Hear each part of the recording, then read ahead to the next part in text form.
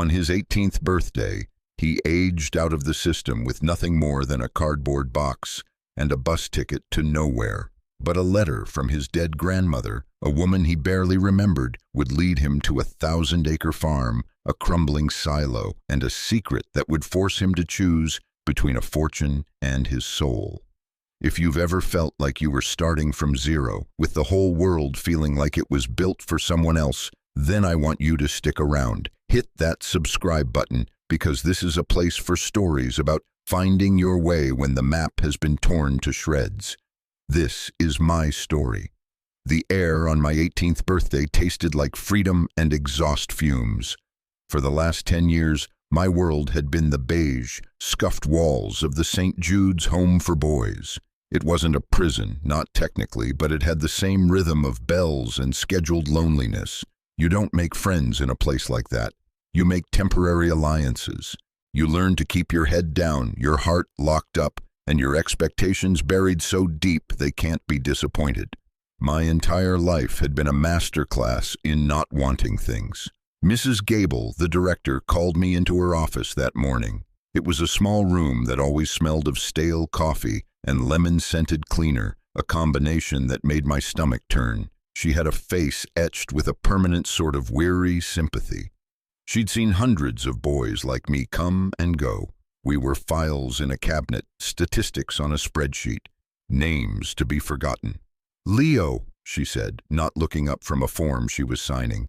"You're a man now, legally at least." She slid a thin envelope across the desk. It contained $200 in cash, my severance package from the state, and a one-way bus ticket to the nearest city. "The bus leaves at noon. Your bunk has already been assigned to a new arrival." That was it. 10 years summed up in a five-minute transaction. No cake, no handshakes, just a dismissal. I stood there holding the envelope, the paper flimsy and insignificant in my hand. I felt a familiar hollowness spread through my chest, the cold echo of being unwanted. I had learned to live with that feeling, to wear it like a second skin. It was the only thing that had ever truly belonged to me. I nodded, my throat too tight to speak. I was about to turn and leave, to walk out of that office and into a world I was completely unprepared for, when she cleared her throat. "Wait, there's one more thing." She rummaged through a drawer and pulled out a thick, cream-colored manila envelope, sealed with yellowed tape. It looked ancient. My name, Leo Vance, was written on the front in elegant, looping cursive. It was a script from another time, a time before keyboards and touchscreens. "This came for you years ago," she explained, her voice softening for the first time, "from a law office. We were instructed to hold it until your 18th birthday. I'd almost forgotten about it." I took the envelope. It was heavy, substantial. It felt important. No one had ever sent me anything important. My parents were a ghost story, a car crash on a wet road when I was 5. My grandmother, my mother's mother, had taken me in for a few years, but my memories of her were fractured and dreamlike. The smell of baking bread, the feel of a scratchy wool blanket, the low hum of her voice singing songs I couldn't remember the words to. Then she got sick, and I was sent to St. Jude's. She died a year later. I was told she had nothing left to give. This envelope suggested otherwise. I found a quiet corner in the bus station, a plastic chair bolted to the floor, and carefully tore it open. Inside was a letter typed on heavy watermarked paper. It was from a law firm, Gable and Sons, attorneys at law, located in a town I'd never heard of, called Havenwood, Montana. The name Gable was a strange coincidence, but I dismissed it. The letter was formal, concise. It informed me that upon the passing of my grandmother, Elara Vance, I was named the sole beneficiary of her estate. My heart hammered against my ribs. Estate. It was a word from movies, a word for rich people. I imagined a small savings account, maybe a few $100s she'd scraped together, enough for a deposit on a cheap apartment maybe, but the next line stole the air from my lungs. The estate consists of the property known as Blackwood Farm, comprising 1,027 acres of land, the primary farmhouse, 2 barns, and 1 grain silo, along with all contents therein. 1,000 acres. The number didn't compute. It was an abstraction, a myth. I looked around the grimy bus station, at the flickering fluorescent lights and the tired faces of the other passengers. My entire world, the world of St. Jude's, could have fit into a single acre of that land, with room to spare, and it was mine. A wave of something dizzying and unfamiliar washed over me. It wasn't joy, not yet. It was a terrifying, disorienting vertigo. For my entire life, I had owned nothing, not even my own space. Now I owned a piece of the earth so large I couldn't even picture it. Tucked behind the legal document was another envelope, this one smaller and addressed to me in the same elegant handwriting. It was from her, from my grandmother. My hands trembled as I opened it. Her letter wasn't long, but every word carried the weight of a decade of silence. "My dearest Leo," it began, "if you are reading this, then I am gone, and you are a man. I am so sorry I couldn't be there to see you grow. I am sorry for so much. The world will tell you that I left you with nothing but debts and dirt. They are half right. The farm is in trouble, my boy. There are vultures circling, and they will try to take it from you. But I have left you more than land. I have left you a choice. Everything you need to understand, everything you need to survive, is waiting for you. It's in the silo. Be careful, my love. Be brave. And know that I have always, always loved you, your Grandma Elara." In the silo, the words echoed in my mind. Vultures, a choice. It was a puzzle, a warning, and a promise all at once. The $200 from the state felt like pocket change. An insult. The bus ticket in my hand was for a city, a place to get lost in. But this letter, this inheritance, was a map. A map to a place I didn't know, a past I couldn't remember, and a future I couldn't possibly imagine. I walked over to the ticket counter, the lawyer's letter clutched in my hand. "I need to change my ticket," I said, my voice steadier than I felt. "I'm going to Havenwood, Montana." The man behind the counter barely looked up. "That's a long way from here, kid." I looked out the window at the endless stream of cars, at a world that had never had a place for me. Maybe it still didn't, but for the first time in my life, I wasn't just running away from something. I was running toward it. "I know," I said. "I'm going home." The bus ride was a 3-day blur of gray highways, greasy spoon diners, and the faces of strangers who were all heading somewhere else. I spent the time staring out the window, watching the concrete towers of the city melt into sprawling suburbs, then into patchworks of farmland, and finally into the vast, empty landscapes of the West. With every mile, the world grew bigger and I felt smaller, a tiny speck of dust being carried on the wind. I clutched the manila envelope like a sacred text, rereading my grandmother's letter until the creases were soft as cloth. What could be in a silo? Grain, I supposed, old farm equipment, nothing that could solve the problem of vultures and debts. My mind spun with fantastic possibilities, hidden gold, forgotten antiques, something out of a storybook, but the reality of my situation kept pulling me back to earth. I had less than $100 left. I had no skills, no plan. I was pinning all my hopes on a cryptic message from a woman I barely knew. It was a fool's errand, and a part of me, the part that had been forged in the cynical world of St. Jude's, knew it. But it was the only hope I had. Havenwood wasn't so much a town as a suggestion of one. The bus dropped me at a gas station with a single pump and an attached diner that looked like it hadn't seen a new customer since the Eisenhower administration. The air was different here. It was clean and sharp, smelling of pine and damp earth. The sky was a vast, unforgiving blue, stretching from one horizon to the other without a single skyscraper to interrupt it. I walked into the diner. A bell jingled above the door. A woman with a kind, tired face looked up from behind the counter. "You're not from around here," she said. It wasn't a question. "No, ma'am. I'm looking for the law office of Gable and Sons." She smiled faintly. "Old man Gable's place? Sure, it's the brick building next to the post office. Only brick building in town, you can't miss it. He's probably in. He's always in. The walk took less than 5 minutes. The entire town seemed to be 2 blocks of weathered storefronts. Gable and Sons was just as she'd described. The brick was faded, the gold lettering on the window peeling. It felt like walking into the past. The man who greeted me was old, with a shock of white hair and eyes that seemed to hold a deep and patient sadness. He looked at me over a pair of reading glasses perched on the end of his nose. "Can I help you, son?" His voice was a low, gravelly rumble.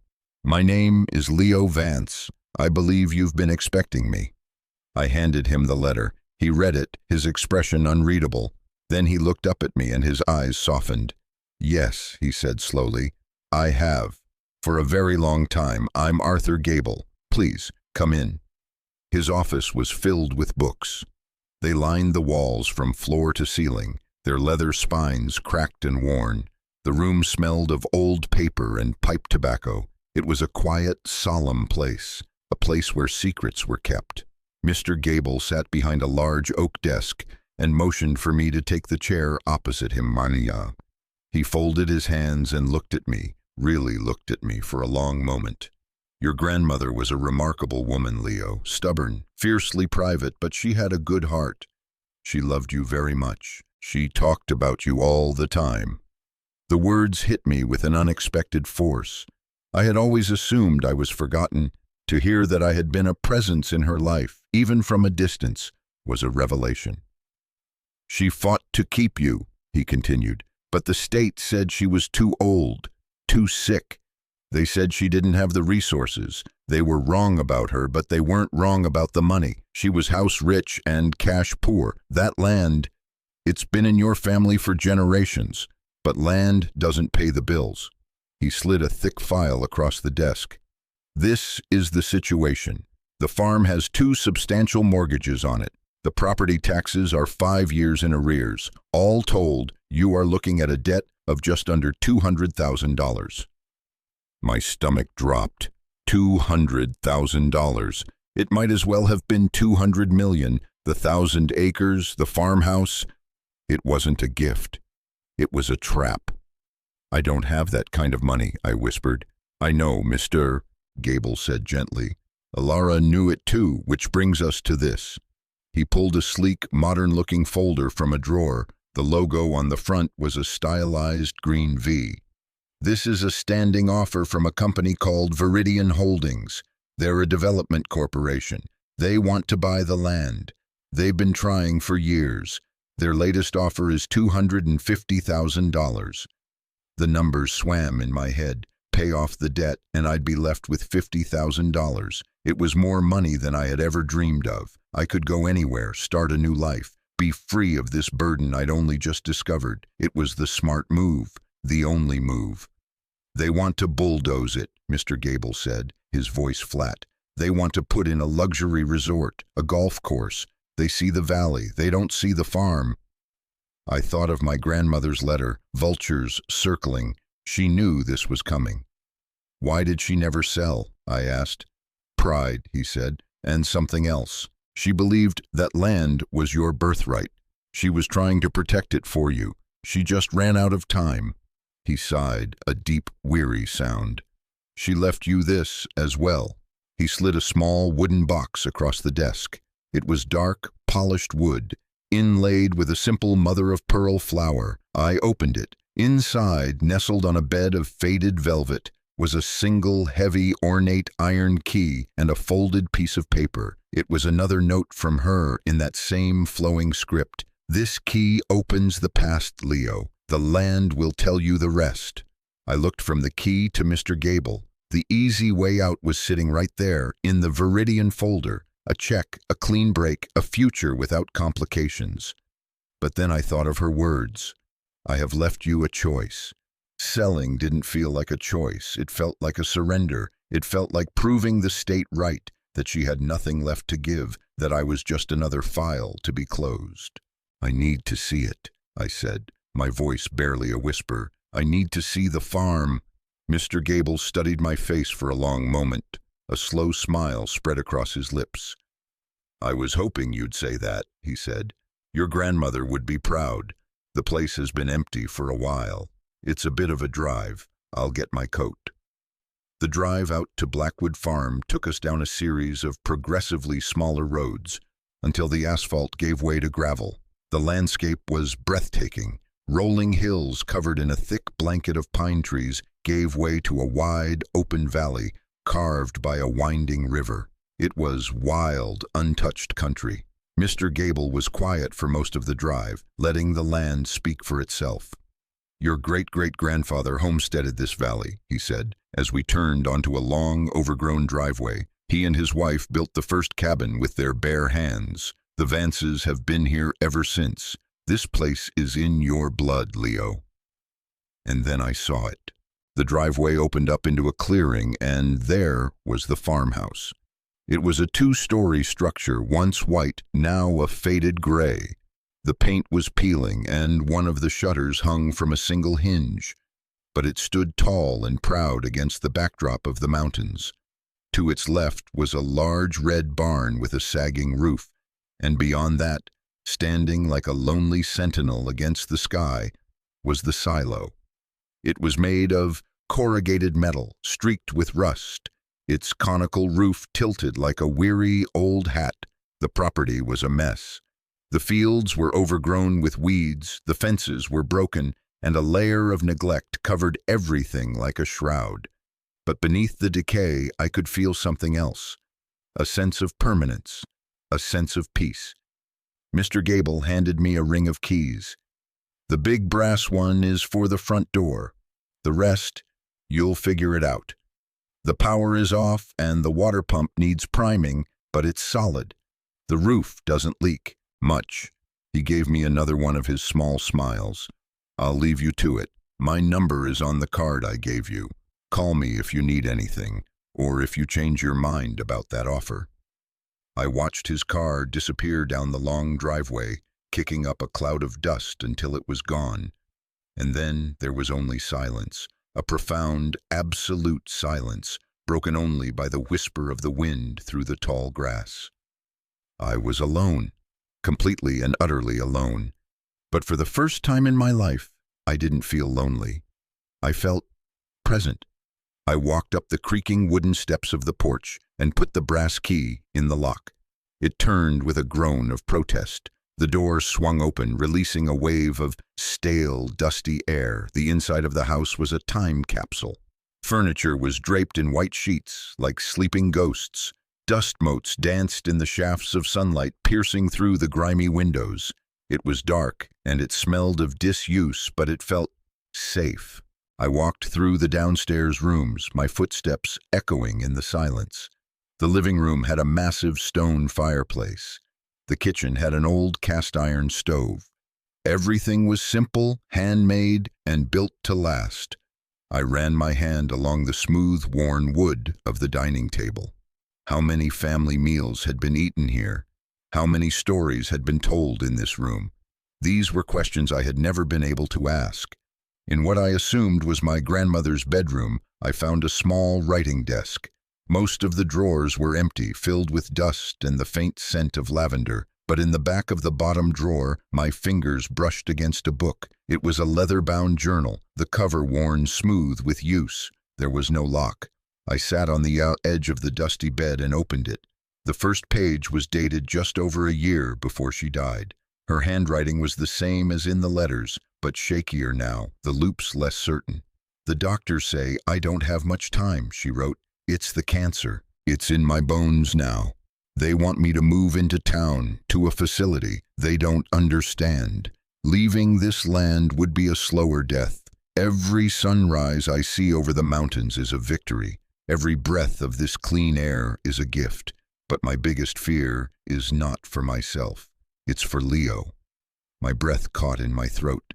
"He is all I have left of my daughter. They took him from me, said I was unfit, too poor, too old. Perhaps they were right, but I have spent every day since trying to make it right, trying to secure his future. The world is changing. Companies with deep pockets and no soul are buying up the valley. They see these 1,000 acres as a commodity, a blank canvas for their concrete dreams. They don't see the sweat of my grandfather in the soil, the tears of my mother in the river. They don't see the home I am trying to save for a boy who has never had one.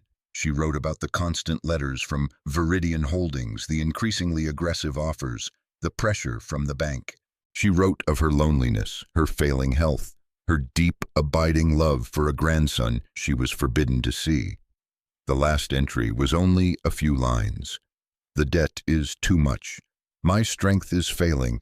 I have to put my faith in the plan my husband and I made so long ago. A terrible plan born of desperation, a secret we carried like a stone in our hearts. I pray Leo is strong enough to carry it too. I pray he understands. The answer is in the silo. It has always been in the silo. It is our family's curse and his only hope. I closed the journal, my heart aching. This wasn't just a property, it was a legacy of struggle. She hadn't abandoned me. She had been fighting for me right up until the very end. The debt, the vultures from Viridian, the cryptic mention of the silo. It all started to form a picture, one of a desperate woman trying to protect the last piece of her family. The journal didn't tell me what was in the silo, but it gave me something more important, a reason to find out. This was no longer about money. This was about her. It was about honoring her fight. I walked out of the silent house and into the fading afternoon light. The silo stood in the distance, its rusty metal shell glowing in the golden sun. It looked less like a farm building and more like a monument, a tombstone for a secret. I had the key from the wooden box in my pocket. It felt heavy, like the weight of a promise. Tomorrow, I decided. Tomorrow, I would face the silo. I spent the rest of the day in a flurry of activity. I found the well pump behind the house and, after an hour of wrestling with the rusty handle, managed to get a stream of cold, clear water flowing. I swept the dust and cobwebs from the kitchen and the small downstairs bedroom. I found a stack of old quilts in a cedar chest and aired them out on the porch railing. As dusk settled over the valley, I built a small fire in the stone fireplace. Sitting there in the flickering firelight, wrapped in a quilt that smelled of my grandmother, I felt a sense of belonging that was so new, so alien it was almost painful. St. Jude's had been a roof over my head, but it had never been a home. A home is more than walls. It's a place where you are known, where you are wanted. Even empty and silent, this old house felt more like a home than anywhere I had ever been. The next morning I woke with the sun. The air was crisp and cold.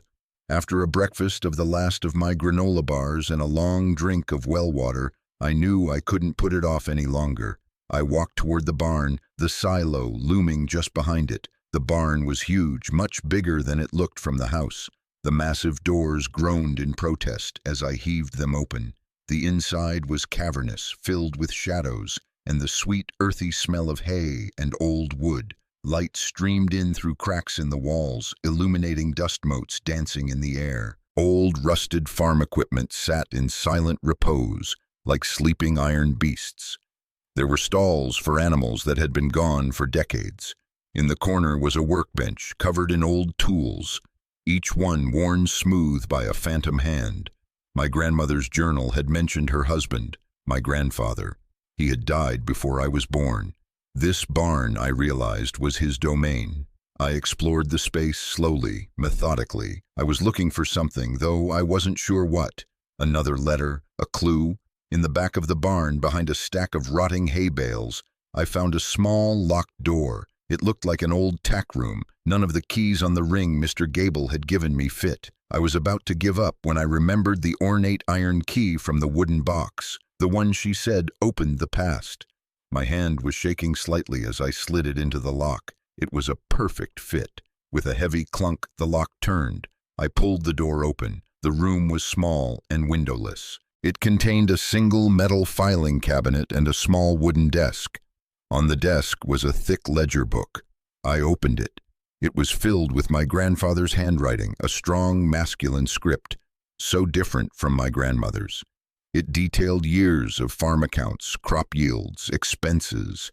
For the first several years, the entries were routine, predictable, but then, about 25 years ago, the entries changed.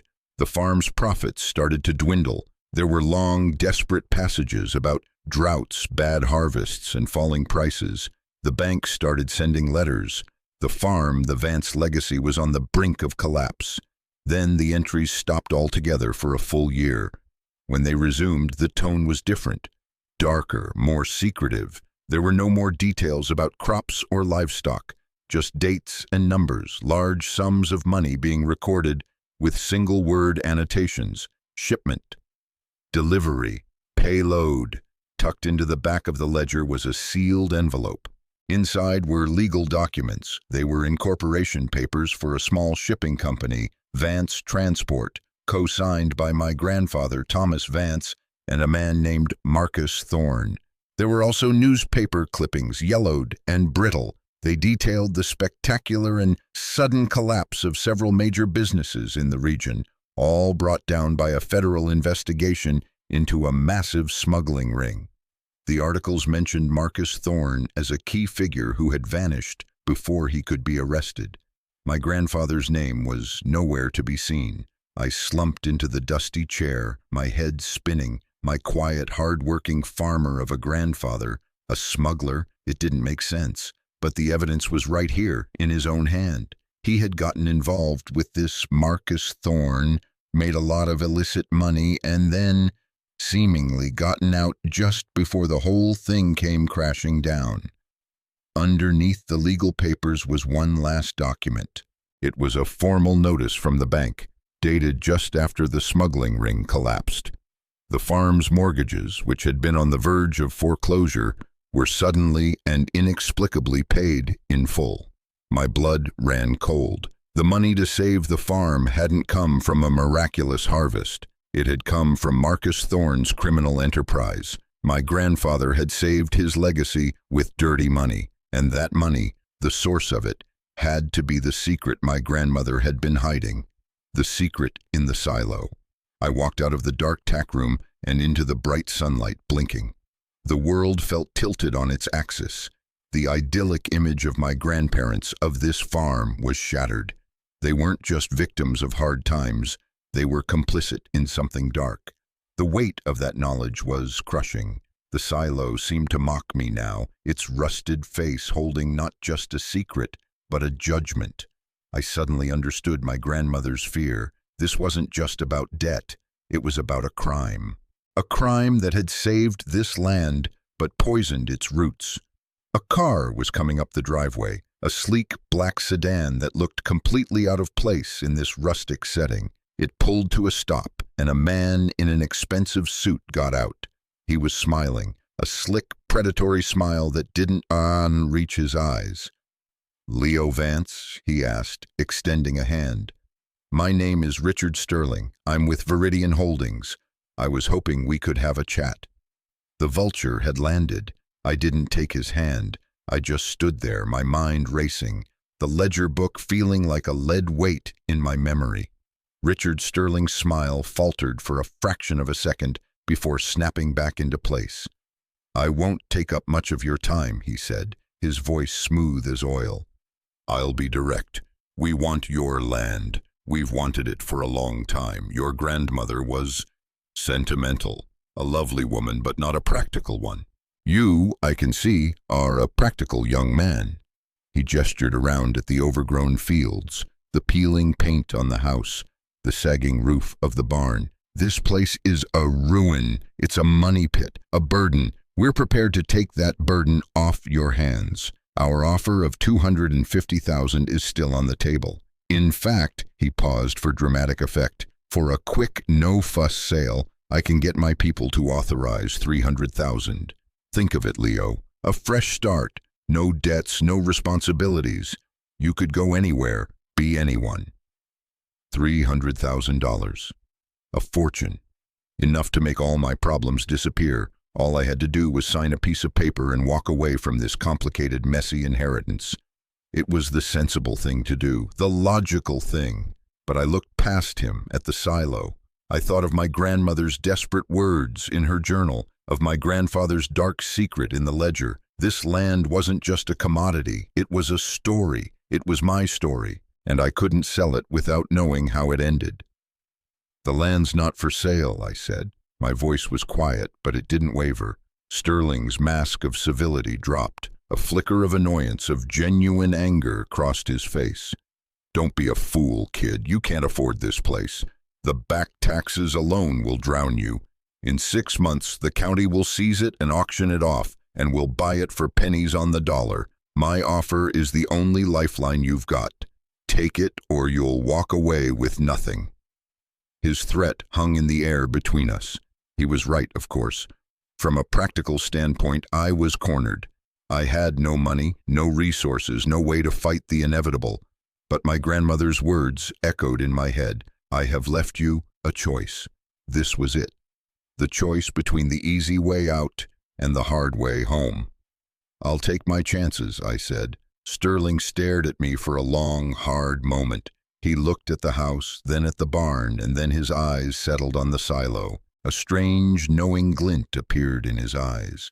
"Suit yourself," he said, his voice cold. "But understand this. Some things are better left buried. This farm has secrets, kid. You go digging, you might not like what you find." He got back in his car, the door closing with a solid, expensive thud.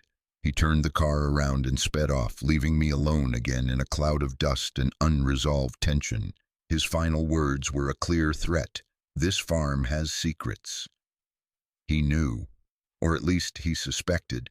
Viridian didn't just want the land for a golf course. They were looking for something, the same thing I was looking for. The confrontation solidified my resolve. I was no longer just curious about the silo. I was determined. I had to know what was in there. I had to know what Sterling and Viridian were so desperate to get their hands on. Listen, if you've made it this far in my story, you're not just a passive observer. You're invested. And I need to pause for a second and ask you something, because I feel like we're on this journey together. Have you ever been at a crossroads in your life where one path was easy, paved, and led away from everything that mattered, and the other was overgrown, treacherous, and led toward a difficult truth? Which path did you choose? Let me know in the comments below. I read every single one, because the stories of this community, our shared struggles and our hard-won victories, are what keep me going. Your story matters here, it really does. Now, let's get back to that silo. After Sterling left, the farm felt different. It was no longer a peaceful refuge. It was a battleground, and the silo was the heart of it. I walked toward it, my boots crunching on the dry soil. It was bigger up close, an intimidating cylinder of rusted steel that towered over me. A heavy industrial-grade padlock was on the door. It was old and weathered, but it looked unbreakable. I tried the keys Mr. Gable had given me, but none of them even fit in the keyhole. Then, with a surge of adrenaline, I remembered the key from the wooden box. The key that had opened the tack room. This key opens the past. It slid into the padlock perfectly. I turned it, and with a deep, grinding sound, the lock clicked open. I took a deep breath and pulled the heavy metal door. It shrieked on its hinges, a sound like a tortured animal, and swung open into darkness. The air that rushed out was thick and musty, smelling of rust, damp concrete, and something else. Something that smelled like time itself. I stood at the threshold, peering into the gloom. I needed a light. I ran back to the house and rummaged through the kitchen drawers, finally finding a book of matches and an old kerosene lantern. With the lantern lit, casting a warm, flickering glow, I stepped inside. The silo was a vast, circular chamber. The walls curved up into darkness high above me. The floor was concrete, covered in a thick layer of dust and debris. In the center of the room was an old grain auger, a giant metal screw, silent and still. It was exactly what I expected a silo to look like. Empty, abandoned, useless. My heart sank. Had I been wrong? Was this whole thing a wild goose chase, a fiction my grandmother had created in her grief and desperation?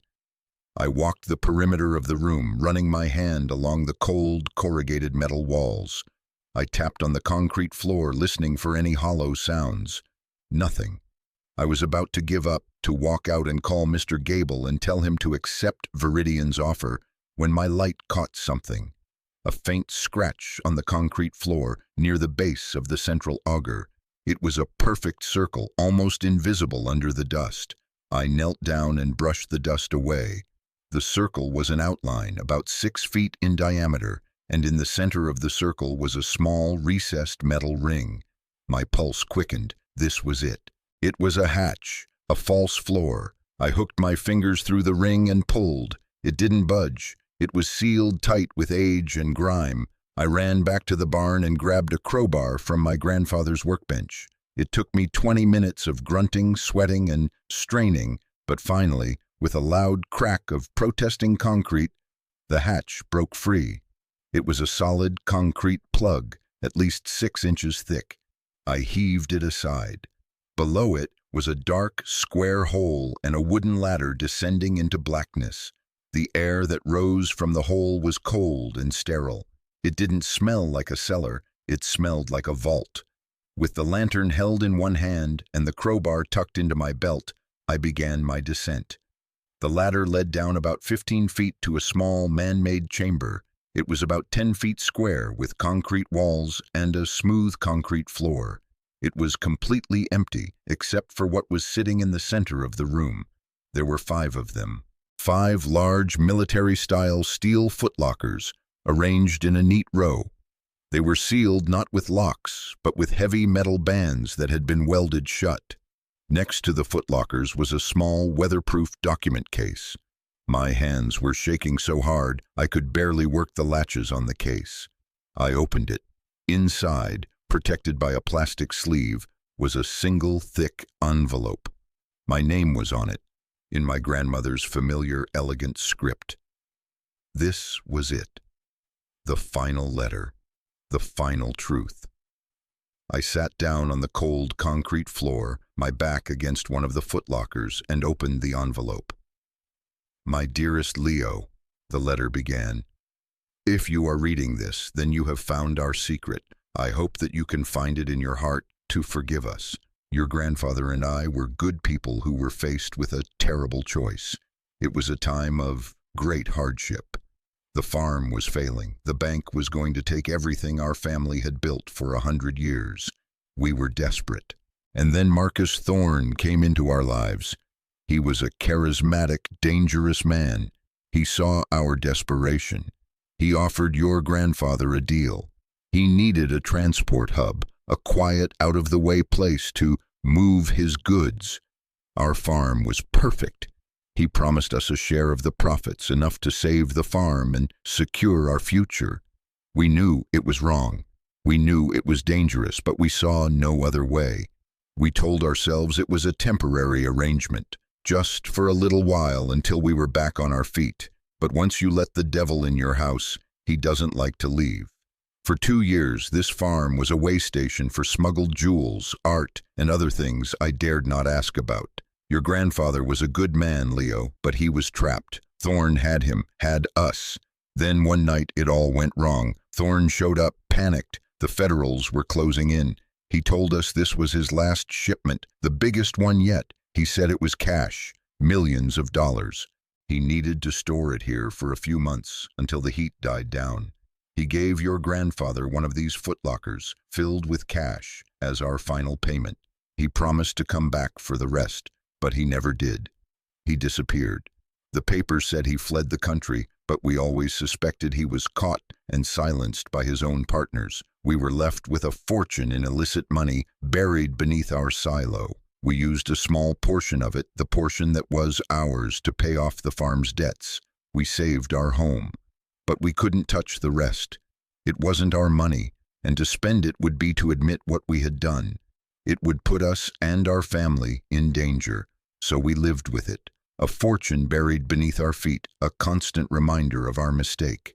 It was a prison of our own making. We lived quiet, simple lives, always afraid that someone from Thorne's old world would come looking for his lost treasure. And now it seems they have. Viridian Holdings is not a legitimate development company. It's a front created by the remnants of Thorne's old organization. They've been searching for his lost money for years. They figured out it had to be here, on this farm. Their offers to buy the land were never about development. They were about getting permission to dig. Inside these boxes, Leo, is just over $5 million in cash. It is a king's ransom. It is also the dirtiest money in the world. What you do with it is your choice. You could take it and run, disappear, and live a life of luxury. No one would ever know. You could turn it over to the authorities, but they would seize the farm as an asset connected to a crime, and you would lose everything. Or you could do what I never had the courage to do. You could use it to fight them. Use it to save this land, our home. Redeem this tainted money by turning it into something good. Build a life here. Make this farm flourish again. It is a heavy burden, my love, and a dangerous one. But you come from a long line of strong Vance men and women. You are stronger than you know. Whatever you choose, know that I love you. This farm is your legacy. Not the money, but the land itself. The sunrise over the mountains, the smell of the pines after a rain, the feeling of your own soil under your feet. That is the real treasure. That is your home. All my love, Grandma Ilara. I let the letter fall to my lap. $5 million. The number was incomprehensible. It was a solution to every problem I had ever had, and the source of 100 new ones. I looked at the steel boxes, a curse and a hope all locked up in steel. For a long time I just sat there in the cold, silent chamber, the lantern light flickering on the walls. I thought about my life at St. Jude's, the constant feeling of being a ghost, of having no past and no future. I thought about the $50,000 I could have had from selling the farm, a sum that now seemed laughably small. I could take this money and vanish. I owed nothing to anyone. But then I thought of my grandmother's words. The land is the real treasure. I thought of her fighting for me, of her living a life of fear and regret to protect this place for me. I thought of the feeling I had when I first stood on the porch of that old house, the feeling of finally, after 18 years, being home. To take the money and run would be to abandon her, to abandon this place. It would be to let the vultures win. It would be to become a ghost again, a man without a name, without a home, and I was tired of being a ghost. The choice was clear. It was the hardest choice, the most dangerous one, but it was the only one that felt right. I was not going to run. I was going to fight. I was going to use this curse to build a future. I left the boxes where they were and climbed out of the silo, sealing the hatch behind me.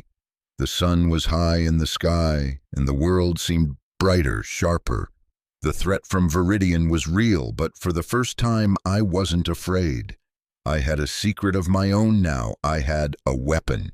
My first call was to Mr. Gable. I drove his old pickup truck, which he'd graciously left for me, into town.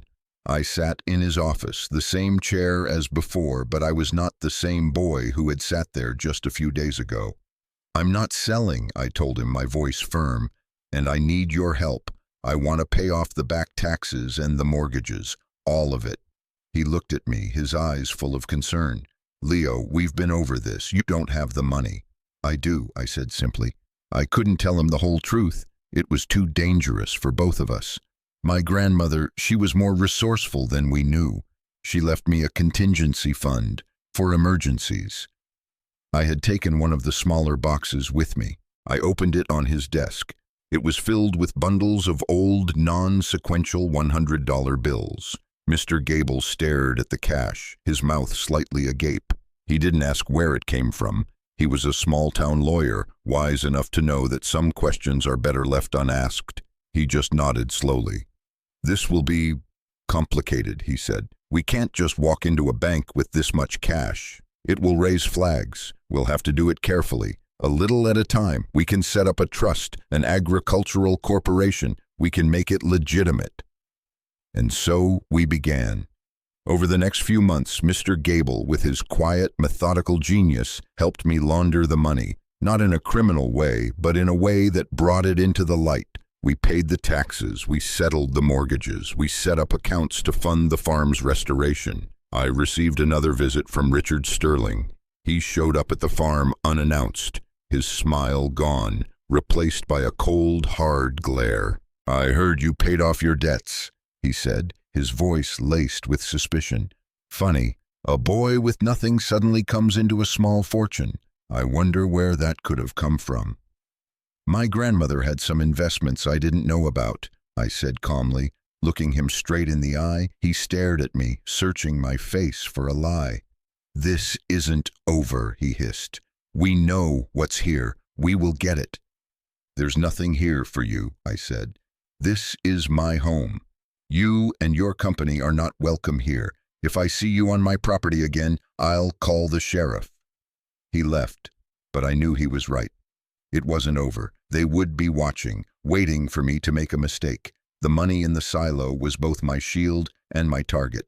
It gave me the power to fight, but it also made me a permanent person of interest to some very dangerous people.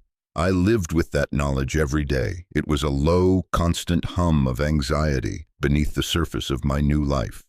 But my new life was taking shape. I hired a local crew to help me repair the farmhouse. We put on a new roof, replaced the rotting porch boards, and gave it a fresh coat of white paint. We restored the barn, reinforcing its structure and mending the roof. I bought a new tractor and began the long, arduous process of clearing the overgrown fields. I learned from the old-timers in town, men whose families had been farming this valley as long as mine.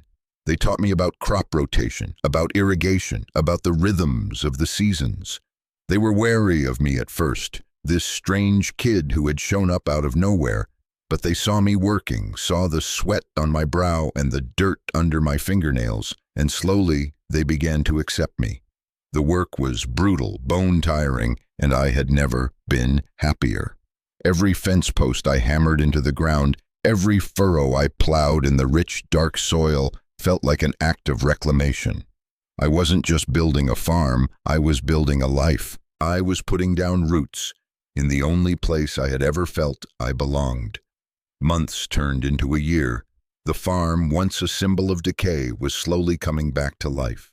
The fields were planted with alfalfa.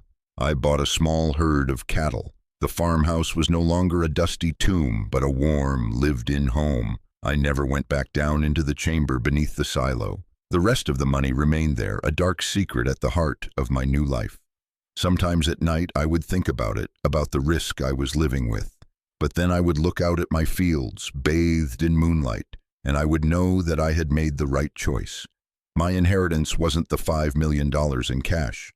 That was just a tool, a complicated, dangerous tool. My real inheritance was the 1,000 acres of land. It was the legacy of my family, the story of their struggle and their love. It was the chance to build something real, something that would last. It was a second chance, a clean slate written on dirty paper, the scars of my past, of St. Jude's, of feeling like an orphan my whole life. They haven't disappeared. They probably never will, but they don't define me anymore. This land defines me now, the hard work, the connection to the earth, the quiet pride of seeing something grow because of your own two hands. That is who I am now. I found more than just a farm. I found a home. I found a purpose. I found myself. It wasn't a fairy tale ending. It was something better. It was real, and that's the lesson I want to leave you with. Sometimes the greatest gifts in our lives come wrapped in the ugliest paper. Sometimes the things that look like burdens are actually opportunities. Our past doesn't have to be a prison. It can be a foundation. We can't always choose where we come from, but we can always, always choose where we are going. We can choose to build a home even if we have to build it from scratch, on land we never thought we'd deserve. If this story resonated with you, if you've ever had to fight for your own piece of the world, then I want you to join this community. Subscribe to the channel. Share your own story of finding home in the comments, because we are all just trying to find our way, and we don't have to do it alone. Thank you for listening.